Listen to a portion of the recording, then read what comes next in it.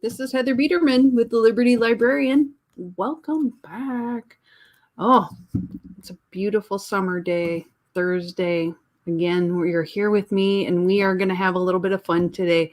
I have had so many weird thoughts about the world. I was just having a conversation with friends the other day, and we were talking about 2020. Like, what is this all about? Like, all of the craziness, like who would have expected, like last Christmas time, that we would be in a pandemic, that we would have riots over race, we would have murder bees or whatever, murder hornets, and even like some things that people have been talking about lately, like aliens have been discovered. Well, it's old videos of aliens have been released by the Pentagon, of all places. So,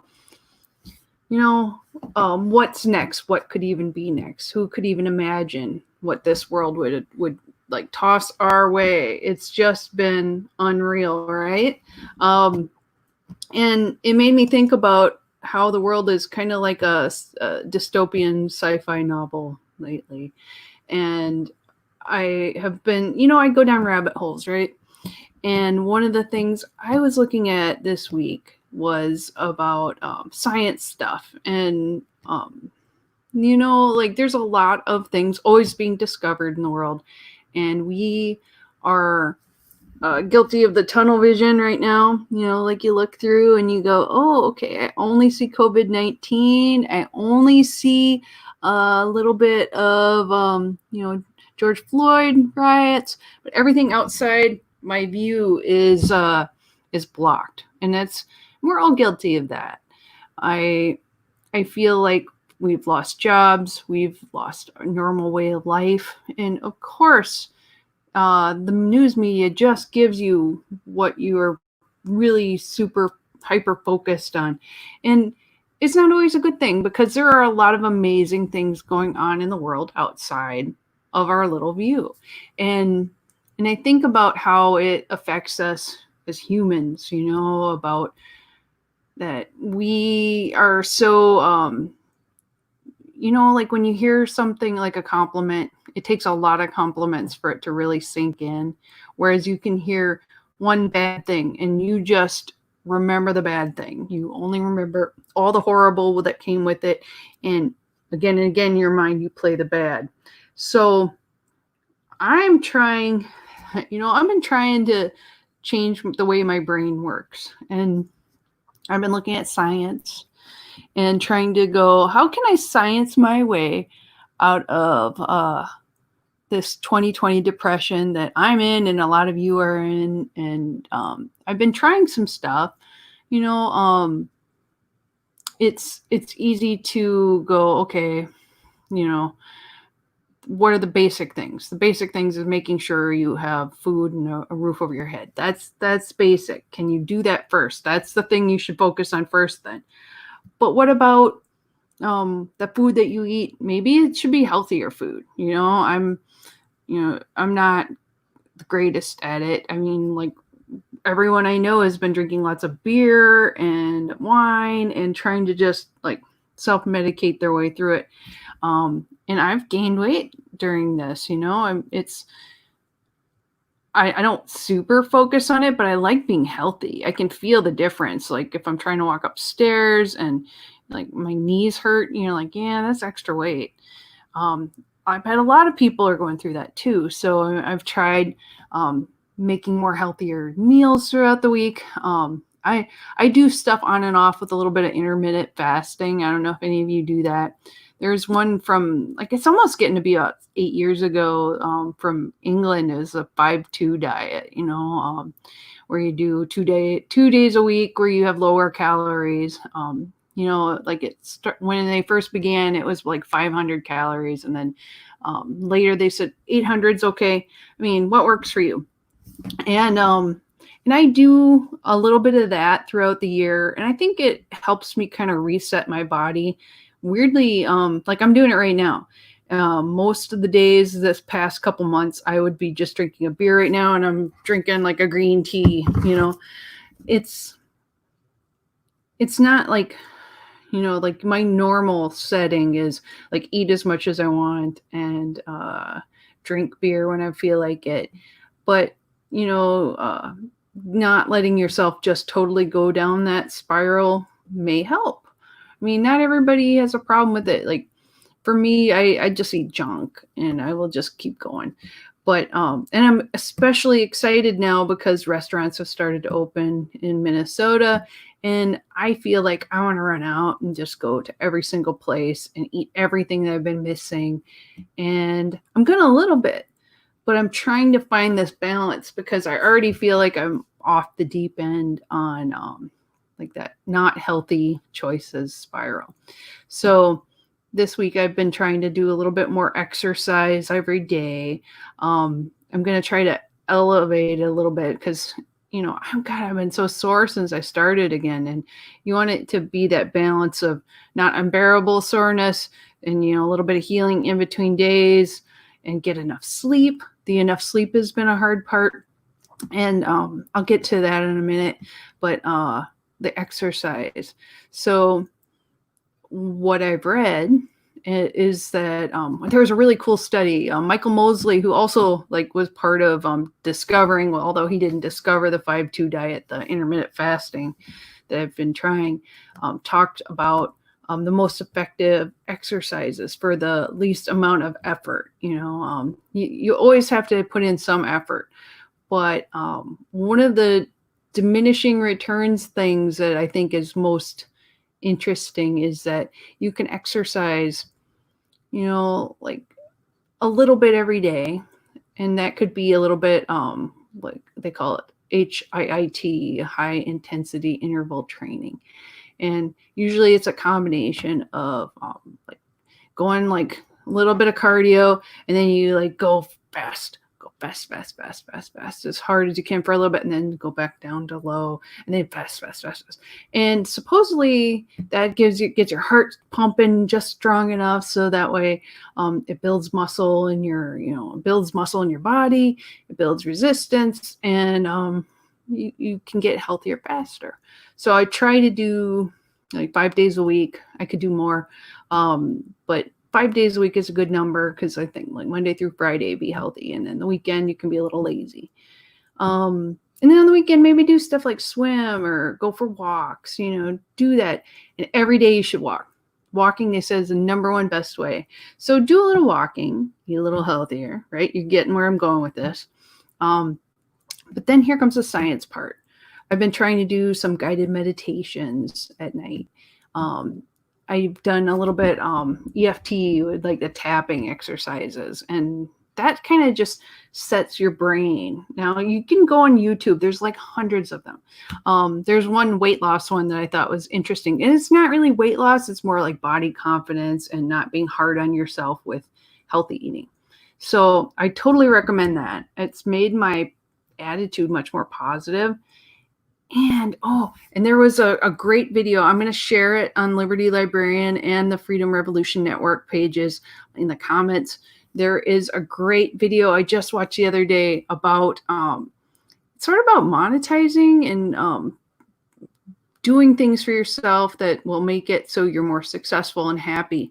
But it was really a cool kind of hypnosis thing too, because it was going back into your childhood and like figuring out those moments that made it so you had issues with money and that you had issues with being successful and issues with your love life and happiness.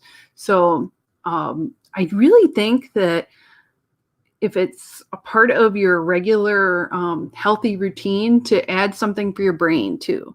Now, some people I'm not into meditation. I think it's done me a lot of good. It's really helped my sleep at night. There's still days where I'm just like, I'm awake, I'm thinking hard about everything. But I wonder about what you guys are all going through. And I really think it's been one of the best things. Like in this week, I had our water main out in our street went broke and the whole street got flooded and we had no water in our house. During a show last night with my friend Kara, we were on and the power went out. And a lot of people have little setbacks and things that just come out of the blue. And this whole year is like a bunch of setbacks and things out of the blue. And it can ruin your day. It can ruin your mindset.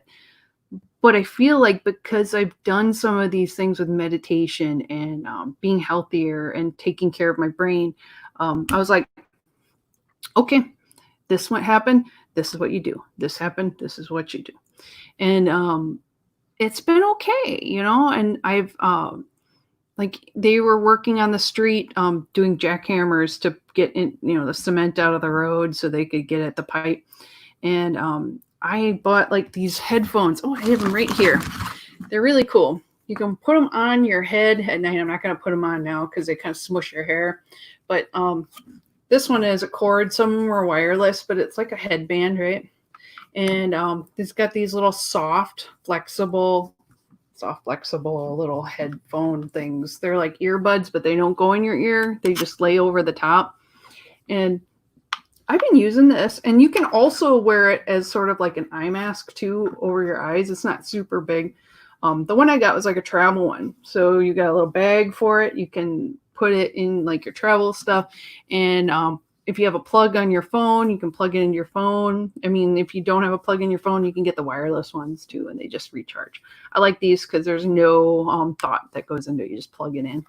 And I put this on, and I can do like the guided meditations on YouTube. I have a couple I really like. I had one hypnosis one I tried. That one was like a 30-minute one, and I like that one a lot. Although lately, like if I do it, I pretty much fall asleep in 5 minutes when I put it on. So not doing it quite as much as I had, but I do think there's something to it. And when they're doing the jackhammer stuff, I put this on and I found a white noise video on YouTube, and that's like whoosh, and I just like went to sleep in about 60 seconds. It just like zonk. So I totally recommend this. It's a good way of getting sleep if you're having trouble. There are sleep hypnosis videos that I've heard people have had a lot of luck with. I put one of the 8-hour ones in just to see, they say it's like hypnosis, subliminal, but the guy's talking the whole time, and like, I don't know what it was. It just bugged me a little bit because I could keep hearing him every so often. Whereas the 30-minute one, I just zonked out. So I don't know why one person's voice would put me to sleep and the others would keep me awake. So you'd have to experiment with it. But I really think there's something to it. I think that you find what works for you, and it could be a lot of benefit to it. And I want to share that with you guys because a lot of people go, I can't wear headphones in bed. I can't do earbuds because they hurt my ears. That's why I don't do it. And I do think that these it's like a headband, and they have different sizes. This one is kind of enormous, and I have like a big head with a lot of hair, and it's a little floppy on me, but you can wash these too. I mean, you take out the earbud parts and they move around. You can customize it to your size. There's little ones, so if you have a smaller head than me, they have like kid size ones, and those are really neat. I actually think they're cute. So I totally think that if you're looking for some, like, you're really like, I'm really unhappy, I can't sleep, it's out there. The YouTube videos are really good. They're handy. And the EFT is a little different than that. The emotional, God, what is that? I gotta look that up again. EFT, what does that stand for? EFT. Escape from Tarkov. It is known as tapping, but emotional freedom techniques. Okay, good. Like sometimes my memory is not the best, but I do like it because it kind of walks you through, like, you're thinking about, they say it's tied into acupressure and stuff. And I've talked about it a little bit before, but it's mostly, for me, I like the repetition of it, and the repetition makes it so you go, okay, this is an important thing I'm thinking about, not to be mean to myself, and helps you kind of work through the emotion behind things that are causing you problems. And that's why I think it's really good for like stress and anxiety and not being able to sleep. Every once in a while I get weird things where like my eyes like are super sensitive, and then I like overreact and get a little blinky. So that helps with it. And now I'm thinking about it, so I'll probably do it more. But So there's something for everything. If you have like any kind of conditions that like are bothering you, especially anything with emotions that are tied to it, it's very helpful. And there's EFT for trying to help you like work around your issues with exercise. A lot of people are like, I can't make myself do it. And it kind of helps you think about your body and your mind and how it's interconnected. So that's my weird science thing for that. And there's a lot of stuff in the news too, because like before we were talking about aliens, right? Like I was thinking about how it wasn't that long ago, they had Area 51 had the people that were going to rush the gates and try to go in and see where the alien bodies were stored. And really not much came from it. Only like 75 people ended up showing up and doing anything, but it was a good party from what I saw. And it made me think about there are other discoveries that are happening all the time that we don't really hear about. And so I saw in the news the other day, they've been talking about neutrinos. Now, in my teaser for the show, I talked about how there's parallel universe. So a lot of the tabloids are saying there's a scientific discovery that proves there's an alternate universe where time flows backwards and everything's bonkers, bizarre. I mean, like, they have not proven that, but they really, like, I don't know how they made the jump to it, but I think it's pretty neat to think that some of the sci-fi in this universe that have been written about and like everything that any possibility could happen, there's always a way that things could work out that way. But time flowing backwards isn't really what I got from their discovery. So neutrinos, for those of you who don't know, is a subatomic particle that is very similar to an electron, right? Electrons like with the atoms and stuff, but has no electrical charge. And it's very, very small mass. You think about atoms are super tiny particles. Well, this is even smaller. And they say that the mass of the neutrinos might even be 0. So neutrinos are one of the most abundant particles in the universe. They're out there everywhere, but they're weirdo particles.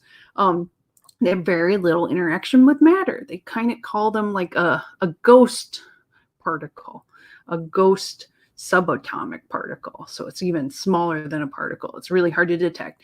And they're very, very difficult to detect. However, they have detected them. They know they exist. They call them ghost particles. So what was going on in the news with this was that they had in the Antarctic, they had special equipment called Anita, which is like a person I know. And it's launched in a balloon, and they're doing tests to find out about neutrinos, right? And in their tests, they kind of wish that, I really do wish I could tell you that it proved that time runs backwards in this other universe. But what it did find was that in this remote station in Antarctica, have you seen the thing? I mean, that was when I first saw it. It's like, oh, this is bad news. There's aliens, and they're going to be like the thing, and they're going to like transform themselves into different creatures, and Kurt Russell's going to have to save us all. But probably not. So scientists picked up 2 anomalies in their experiment. And this I found on an article from a website called newatlas.com. And this was June 11th. So today it was published. So they were looking for cosmic rays in their experiment, right? So they focused on the skies above. They were using balloons and stuff, and they were looking at out to the stars, out in the atmosphere in the universe, where could there be like weird stuff? So they're looking around doing their tests, and they were like, hey, the signals that we're finding, the weird signals, are actually out of the ground, shooting upwards from into the sky. So they're like, what is this? They were perplexed. They had no less than 40 papers were published outlining possible explanations. So this is where some of the weirdo theories about it came from. So they think that these are long sought dark matter. Dark matter is a cool thing. We could talk about that. But they also suggested they're called sterile neutrinos, another elusive hypothetical particle that we're to blame. But there's some pretty out there ideas that also like talk about like the anomalies that are evidence of a universe that's a mirror image of our own. So, made of antimatter. So, is there another universe? I am open to the idea that there could be other dimensions. There could be something on the other side of our dimension. I mean, like everyone thinks of 3D that we're like a ball, right? But maybe there's a fourth dimension, and like it connects somehow. And it might not be like in a physical way that we understand, but maybe it's the opposite way. Maybe it's upside down. Why not? Why not, right? So they are far out ideas. I mean, like everybody has different ideas of what this could mean. I think that's kind of the cool part of science, like what could it mean? And that's the creative side of it. I love that. So they thought maybe it meant if it's a backwards universe, time runs backwards. I'm not sure how that would work, but it does seem like it's not out of the blue. It's a concept of an anti-universe. It's an implication of a well-studied theorem that is known as charge, parity, and time reversal, CPT symmetry. So like our universe is a forward one using matter and going forward. The anti-universe would be antimatter, backwards time, like darkness instead of light, like everything, maybe it feeds into itself like a twist, I mean, I'm not saying that it's not right and wrong, but maybe there's something tied to the Big Bang that goes with the anti-universe and the universe, and then maybe they switch places. Maybe our universe becomes the anti-universe and the other one does a bang. I mean, there's so many ways it could go, right? How cool. This like makes my sci-fi writer mind go like wild with ideas. So this is an exciting theory that much of the tabloid media latched onto because they don't understand the science. I don't understand most of the science. So like I love making the idea like a story could happen. How valid is it? Not probably, but there's other explanations that could be. So now a new study has proposed a much more grounded and realistic idea, which is probably more likely. And they show, I'm going to just flip over to it. It shows pictures of the, share the screen. So this is where they had said that the two events, the red dots, took place on Antarctica. So not too far, but they're not right next to each other either. So I thought that was kind of interesting. So let me go back. Okay. So lose my spot. Here we go. So they talk about this ANITA experiment, Antarctic Impulsive Transient Antenna experiment that since the radio antennas attack, they're on high altitude balloons, so up above, and it floats about 23 miles or 37 kilometers above Antarctica. At that isolated altitude, the project is looking for high energy cosmic rays and neutrinos as they stream from deep space. So they've been doing that since 2006. And in 2016 and again in 2018, it picked up 2 unexpected signals. And these had the hallmarks of the high energy neutrinos we talked about, except they weren't coming from space. So yeah, down below.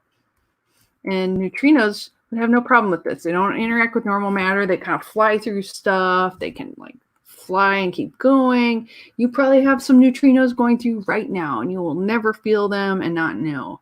But high energy neutrinos, they interact with matter much more often. So they can go through a planet, touching anything, only bump into something on the other side. But they say that sometimes they can stop, and they may start up as high energy cosmic rays coming from the sky, and they reflect off the snow and bounce signals back.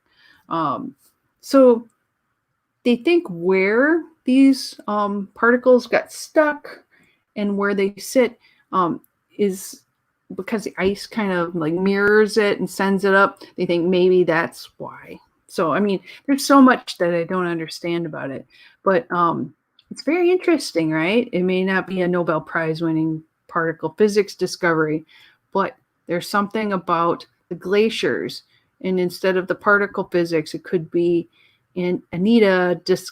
did I call it oh yeah, I might have called it the wrong word. Antifa? No, that's not it. It's Anita. Discovered some more unusual small glacial lakes. So it's extraordinary evidence, and it comes for extraordinary claim of a parallel universe, and it's more likely that it's due to the reflected high energy particles. So don't get too excited. We're probably not going to have like God, wouldn't it be cool? I'm just thinking of like the possibilities, like a spaceship that goes into a different universe, and instead of it's like backwards Twilight Zone kind of stuff. I mean, like, what a cool idea! Somebody is probably already writing a movie about that. So, just to let you know. So, what's kind of neat is that I mean, it was picked up in like Science Alert. CNN had some really cool stuff on it. And there's a feature in New Scientist that's like a paywall one, but April 8th, they said there's that results that are coming in, and there's a speculative cosmological model that says that there's antimatter universe ending backwards from the Big Bang. I mean, there's so many possibilities of what it could mean, but to test it, that's the hard part. And it's super weird. These are ghostly fundamental particles. So you don't know exactly what they mean and what they do. So, I mean, everything's up in the air. And it's kind of neat. But why would the ice make a difference? And then it made me go right to the thing again. And I go, it's because of that's where aliens go. Aliens go to Antarctica to like do weird stuff to our planet. That's probably their home base. And it's probably just an energy marker or something so they know where to land and hide out because hardly any humans are there and they can go in and out, right? That's where my crazy stuff goes. But yes, it's I just thought that was really neat. And the symmetry thing, like I like the idea because the universe likes order, right? So you got cells and they mirror other things. Other cells fit together because they mirror, and if there's extra that doesn't fit and it isn't mirroring right, it drops them. Like, how crazy. It's just so cool. So there are neutrinos everywhere, and I just thought, I wanted to share a little bit about that. And I found a little video, let's see, on CNN about it.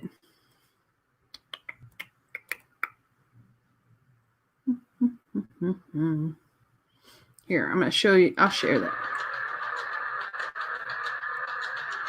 I'll do just a little clip. Oop. If I'm doing the right one, that would be awesome. Okay. Let's try again. I'm going to stop that. Do a new one because I want the audio this time. That will be better. Here we go. There we go. Sometimes that's the way it goes.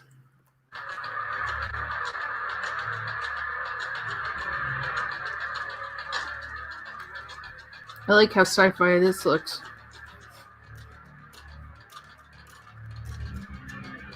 They can pass through solid objects.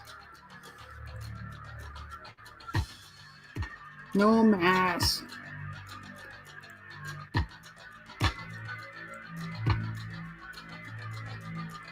They trace a neutrino to a galaxy with a rapidly spinning black hole at its center. So that's why they think it's tied to black holes.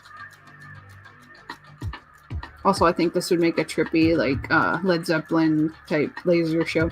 Known as a blazar, it sent the neutrino streaming towards Earth. The subatomic particle traveled 3.7 billion light years to Earth, and it's like hitting us all the time. Pow, pow, pow, pow, pow. Right? And then it was found by sensors deep in the Antarctic ice, which makes me think of the thing. Scientists say the discovery heralds a new era of space research. How cool is that, right? So, we might be able to track the origin of cosmic rays for the first time. Real new stuff. It's kind of freaking cool. Dun, dun, dun. There we go. So, that is the whole neutrino thing that I wanted to share with you. I think it's kind of cool. It's a fine, kind of fun, mind-bending stuff. And I've been in that mood for something different to think about besides all of the like crappy crap that's going on. The other thing that I found out about, because I'm like, I like alien stuff. I like science. I like learning about new things. Have you heard about the giant it's basically Oumuamua is what it's called, and it is like a bizarre thing. You know what an iceberg is, right? There is something called Oumuamua, and there's a really cool TED talk that's like about 13 minutes, so I'm not going to show you here, but where the scientist lady talks about how they discovered it, and they first named it, I think, Ramos or something like that, from a sci-fi novel in 1973, where the name of the ship, because Oumuamua it's a giant, basically huge asteroid. And they think it's a comet asteroid. It's enormous. It's a long cylindrical object flying through space, and there's hardly anything like it in the universe. We don't get that many things that come through our area, like you think of Halley's Comet, and it comes through pretty regularly, and we get excited about it every time because there's hardly anything like that that's regular that's coming through. This one is a very odd shaped thing too. Usually you think of like comets and the like asteroids, they're kind of rounded and flying through space, maybe a little edges to it. But this is kind of cool because it's flying, it comes right out, and it looks like a spaceship. It seriously is weird. And I'm going to show you a little bit of video. It shows like an artist's rendering of it. And I think what she had said was, and this is a year ago, it was like within 13 million miles of the Earth, which sounds like it's not even close. But for our perspective, it's actually pretty close because they can detect it. They can like track where it is and what it's made of. And they think it's like frozen hydrogen that's floating through the universe. Some of the tabloids are talking like maybe it's an alien spaceship that looks like ice crystals flying at us and it's coming our way. Woo. It's probably not. Would it hurt us if it hit us? Probably. It looks huge. I'm going to play that little video though, just to show you kind of what it looks like, because it's crazy. And I want to know like what any of you think about it too, because it's really neat. And I was geeking out when I saw all about it. This is from CNN.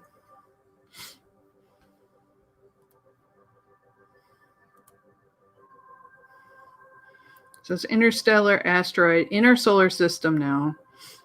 And it's this object is simply a piece of another solar system that was expelled, and it has been traveling through interstellar space for hundreds of millions of years, billions of years. We don't know.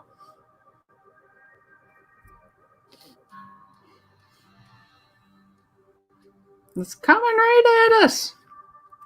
It's coming right to us. Oh no. Look at that thing. 10 times as long as it's wide.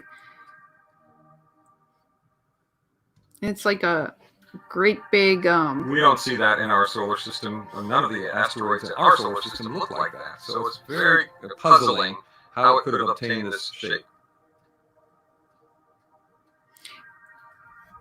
It was first discovered by a telescope in Hawaii, and they had named it Oumuamua, which means in Hawaiian, which I think is cool, a messenger that reaches out from the distant past. So it's come such a long way. It could carry secrets to how other solar systems have been formed. It's like a gift of science coming our way. And I don't know what they're going to do with it, right? I mean, who knows? It could be amazing things. It could be nothing. It's a giant chunk of ice. Maybe it's going into a giant cocktail on the other end of the universe that will be stirred. I mean, someone's tossing it. Clink. who knows? But I am excited about the science that it has. The potential for the science is really amazing to me. So, have you heard of that before? Oumuamua. Like, that's a beautiful name too. And I'll share there's a TED talk that goes way more into like how excited the scientists were when they found it, that the naming of it and all of that. I just thought that was super cool. And what happens next? I mean, there's a lot of discussion because it's coming through. Will they have time to like get samples off of it? I think they're going to try. And what can they learn from it? I mean, there's nothing like it that we've ever seen, and had the potential to get out there and take a look at it. So I think it's very exciting. Hopefully, it's not a spaceship. Seriously, like maybe it's a cool thing that it'd be a spaceship. I don't know. I'm just thinking. Hopefully, not bad stuff, because we really don't need that in 2020. We already have enough bad stuff, but cool stuff, good stuff. I love that. Like, how nice would that be? So that is the end of my weird science stuff. I want to talk a little bit about intellectual freedom because I've been a little lax on that lately. Let me close that out so I don't like confuse myself more. And as always, if you need to get your fill of intellectual freedom news, go to the Office of Intellectual Freedom at American Library Association. They have great articles that are very helpful. One I was looking at was on BuzzFeed News. There is an article about the 2020 protests that says the DEA has been given permission to investigate people protesting George Floyd's death. This is a privacy issue. Justice Department gave the agency the temporary power to enforce any federal crime committed as a result of the protests over the death of George Floyd. So people were involved in protesting, those especially like who may have like been involved in some of the fires or damaging property. They're going to be using a lot of investigative tools such as cell phones, cameras from the area. They're going to use it, and they're going to do covert surveillance. So as we all know, we've been talking about this for a while. They're already like following your cell phones. So if you are going to go out and protest, maybe not having like your cell phone turned on might be helpful. But just that's not my advice right there. But you know, they're always looking, and they were doing it anyway because of COVID-19, because they wanted to track where people were, if they were in places they shouldn't have been, so that way they could see if that's how the disease spread. They are tracking you. Don't even question that they are.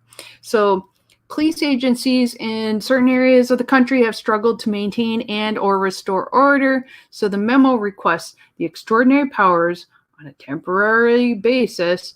And on Sunday afternoon, a senior Justice Department official signed off on it. So they want to they want to use it to target groups that they think are like anarchy type groups.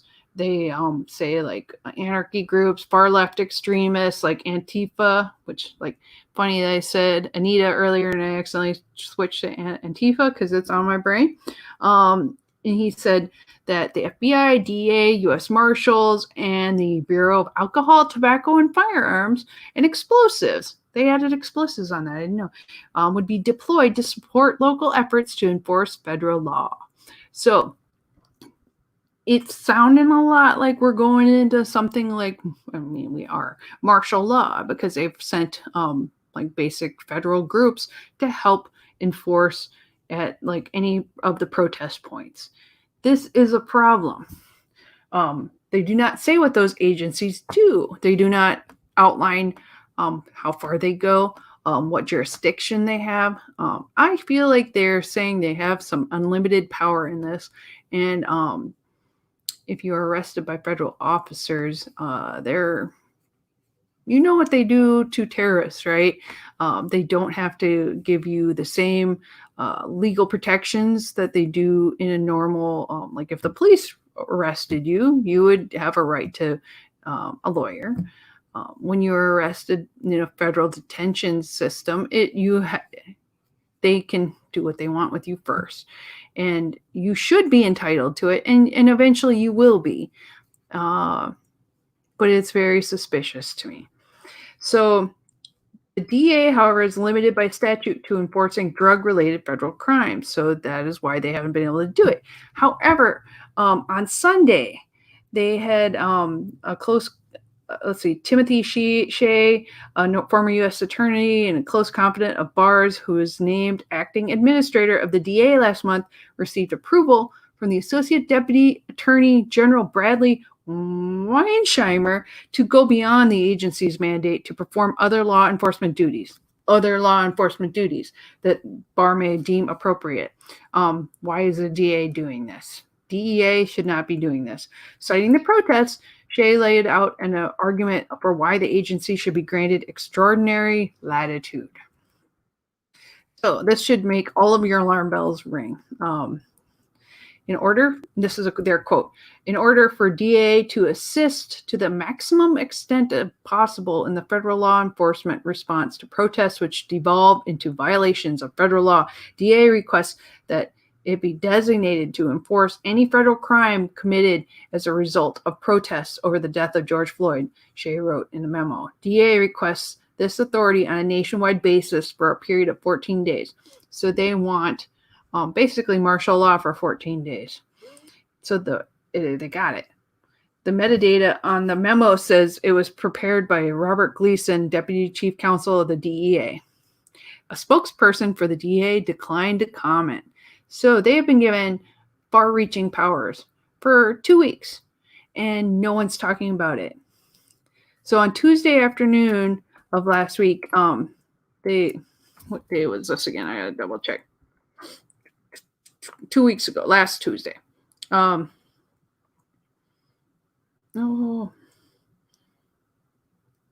lost my spot. There it is. Keith Kruskal, associate special agent in charge of the DA's New York division, sent urgent emails seeking 25 volunteers to assist with security to the Capitol in Washington, D.C. from Tuesday through Friday. So they had the deployment, said 15 people from the DEA's elite special responses team, which among other activities include surveillance, and 10 special agents were chosen. So they are surveillancing people, they are gathering info, and they are probably going to use this to hunt people down. Now, hunting people down can mean multiple things. It can mean that they are going to ask some questions about incidents and maybe nothing comes from it. 2, it could mean like capturing people and imprisoning them. I mean, this is like a very gray area, and you should be scared by this. I mean, I'm scared by this.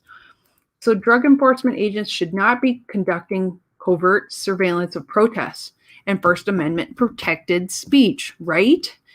Said, and this is a quote from Hugh Handyside,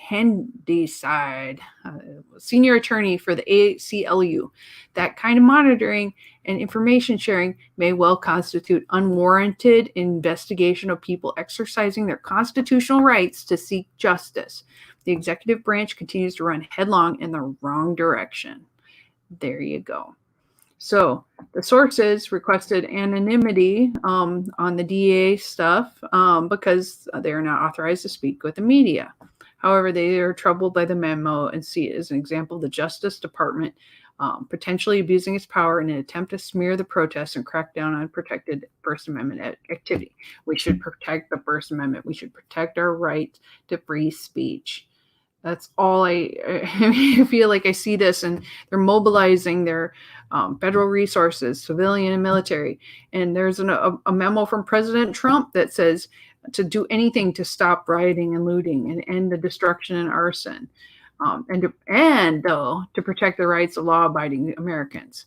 So his kind of like, if you read between the words, is like those people that are protesting are not law-abiding Americans, even though most of them are peacefully protesting, and they did not do any of the the violence. But it's still your right to protest, and that they are targeting people, both the peaceful and those that may have been a little more extreme, all the way up to those who are looting and that kind of thing. There's a huge range of activities that happen in this, and you can't lump everyone together in this, especially. But not only that is the way they're approaching it is it's sort of like they're approaching terrorism. That is the problem. That is the way that they're approaching it, and we need to be very cautious about it. So there's a long history of federal agencies infiltrating and surveilling protest groups. During the protest of Baltimore in 2015 over the death of Freddie Gray, who died in police custody, the Department of Homeland Security monitored Twitter and other social media platforms for intelligence on the protesters. In Ferguson, Missouri, during the 2014 protest over Michael Brown's killing by a white police officer, DHS planned to plug federal officers into protests, like plainclothes people to be sneaking in there to conduct surveillance and collect intelligence. And the FBI conducted extensive monitoring and surveillance of the Occupy Wall Street protest movement that began in 2011. So it's not like it hasn't been done before, right, gang? So it's unknown if the ATF, FBI, or other federal law enforcement agencies have been granted the same authority as the DAA. But if they have, then we should all be very afraid.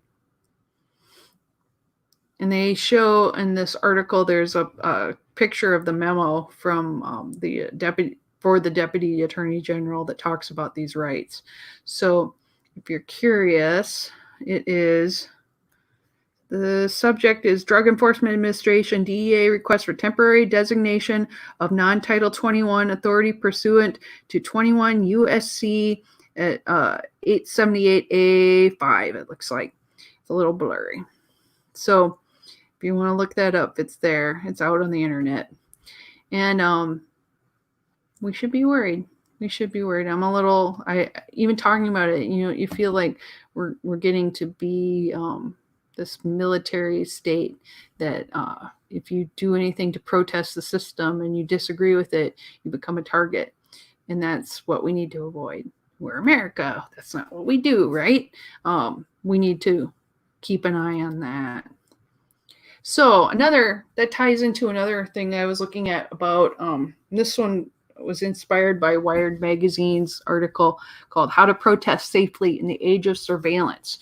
Because I know a lot of my friends are out protesting this, and with George Floyd's death, it's on the front of our minds. And what I'd like you to be able to do is go out there and not end up in some sort of weird Gestapo prison because the thought police decide to round us all up.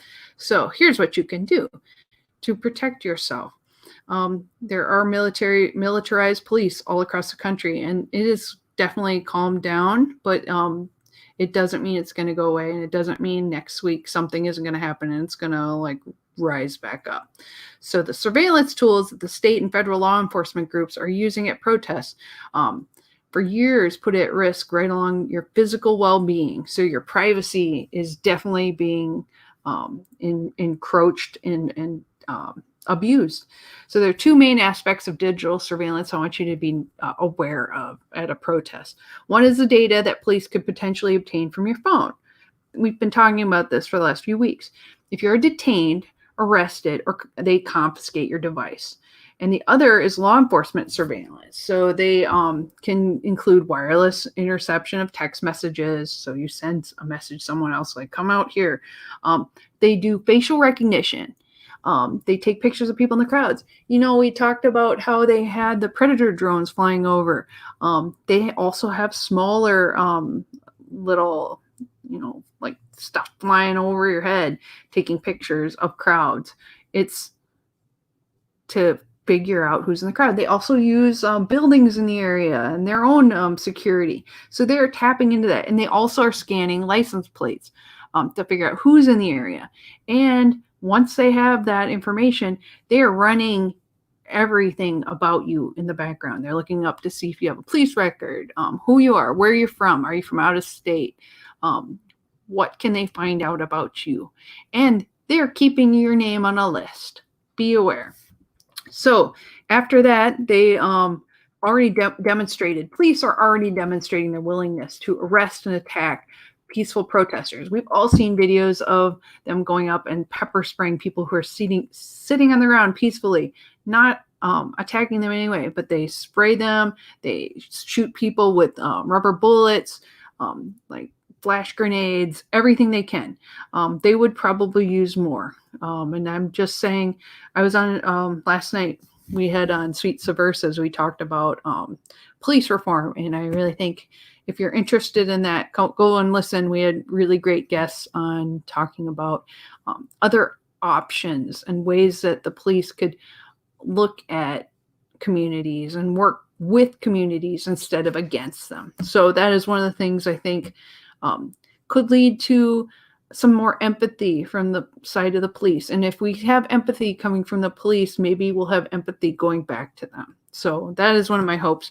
I'm kind of a positive, hopeful person, but it's been pretty dark.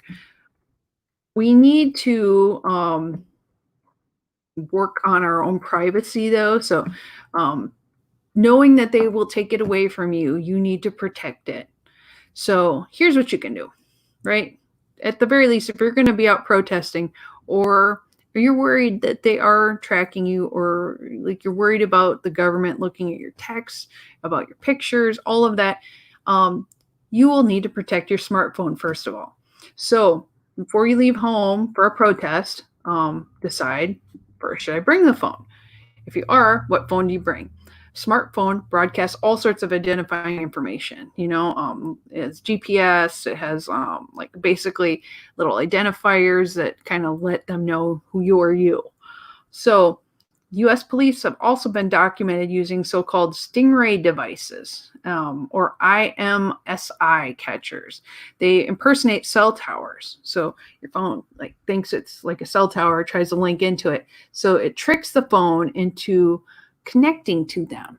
So once it connects, then they can figure out who you are, and it gives you gives the police your individual mobile subscriber identifier number, and everyone at a protest at a given time, undermining the anonymity of the entire crowd, because then they can know everyone who's there all at once. Because if you all have a smartphone and you're there with it, they're going to do that.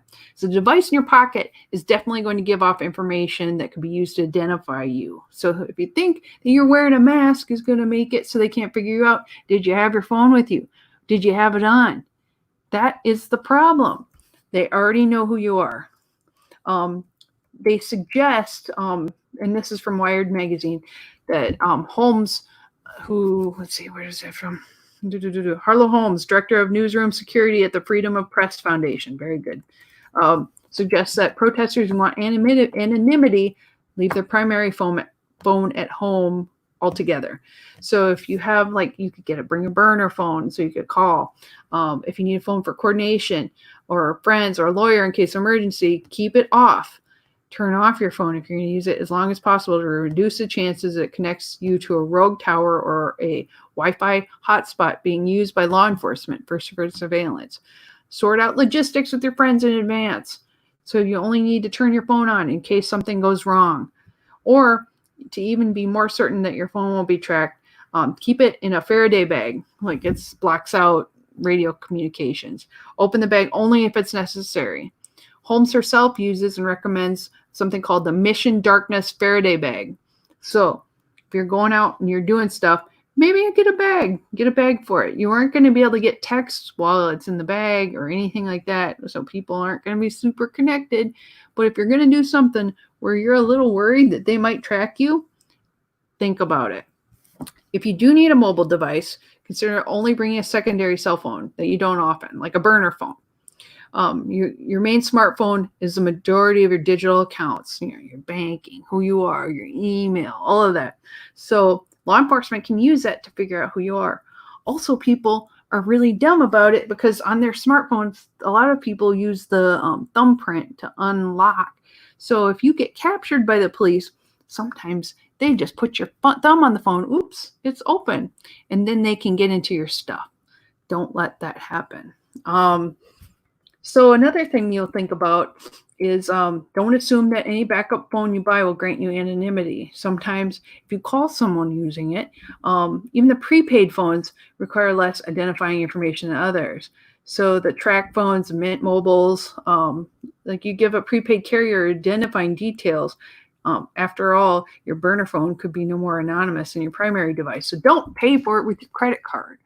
Like, don't expect because you got it from like a grocery store that you're automatically a character from The Wire. Like they can trace you in a lot of different ways that you would not expect. So think about that. And then consider that traditional calls and text messages are vulnerable to surveillance no matter what. So even if you have a phone that is really clean, if it gets picked up still by law enforcement and you call someone, the person that you called is still going to be tracked. So they may go to that person and go, we have evidence that someone who is in an area where there's damage called you. Who called you? And if they don't rat you out, they may go into jail because they'll assume that they had something to do with it.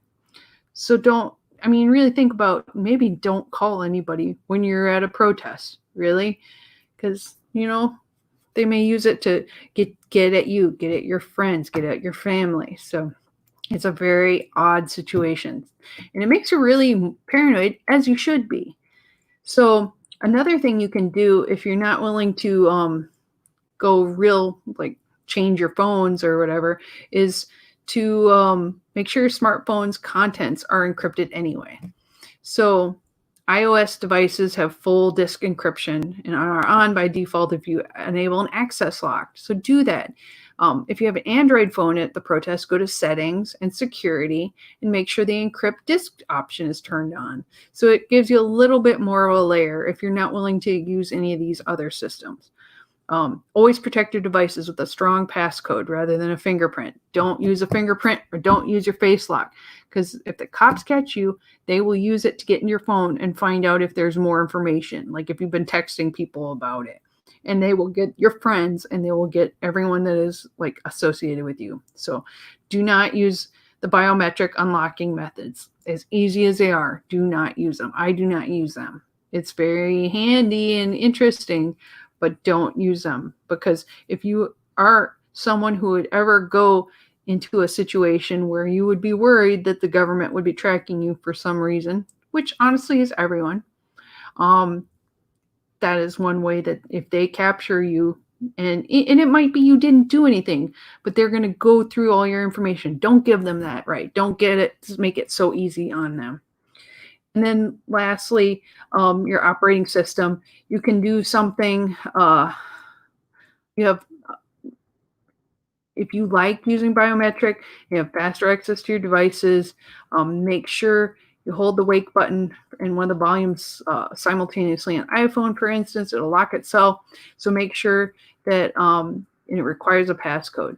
So if you do use your biometrics, you may have a backup plan. So if somebody does try to arrest you, you can hold these down so it'll lock it down. Have an easy lockdown system. So make sure you minimize your risks. Make sure that the clothes that you're wearing are, before you head out, colorful clothing, prominent logos, make you more recognizable. Cover up your tattoos. Make it so it's not super easy for them to see you. If you're wearing a face mask, really easy right now. Sunglasses, make it difficult for facial recognition to tag you. And unless you're a journalist, please maybe consider not posting videos at the scene of a protest, no matter how much fun it is. If you're planning to be in the protest, if you're in the riots, don't make it so you're easy to tag and find. And if you do use a device to take photos or videos during a protest, keep in mind how this content can be used to identify and track you. So files you put on social media have timestamps, right? And location information that can help law enforcement track crowds and movement. Make sure you have permission to photograph or videotape any fellow protesters that could potentially be identifiable in your content. And think carefully before live streaming. It's important to document what's going on, but also it's difficult to be sure that everyone who could show up in your stream is comfortable being included. So think about that. Like if you were going into a crowd just taking pictures of people, would you feel right about that? I mean, some people don't like it. They want to have privacy. Think about that too. But as a journalist, I know there's a There's a balance between that, and you have to be very careful. So you should be concerned about the use of social media surveillance to track down protesters. You should worry that they can track you. And this isn't just during a protest. You could be out minding your own business, buying groceries, and we all saw the picture the other day of the lady who got hit. I think she got shot right in the face with a rubber bullet while she was just shopping for groceries and like minding her own business, and she was bleeding. And you think, like, you could just be in the wrong place at the right time and bad things can come down on you. So, okay. So, like, be thoughtful, be careful. If you're out and about, they'll find you, and they're looking still for people. I've seen so many articles come up where they've had people who are involved in the fires and looting, and they got their pictures super clear because there's cameras everywhere. You walk down the street, pay attention to how many surveillance cameras are everywhere. And if you are going to be out doing stuff, think for a moment, like, could they figure out who I am by looking at my picture? And honestly, like, are there people who don't like you enough that if they posted your picture on the internet, they could figure out who you are too? So I'm going to end on that. I just want you all to be safe, and I want you to know that there are shenanigans going on behind the scenes in the government. And I tried to start off with the science part because that's a lot more fun and upbeat than this. But I do think that we need to be very careful. And if you're out and about, and I know there's going to be more protests, there will always be more. I love you guys. I want you to be safe.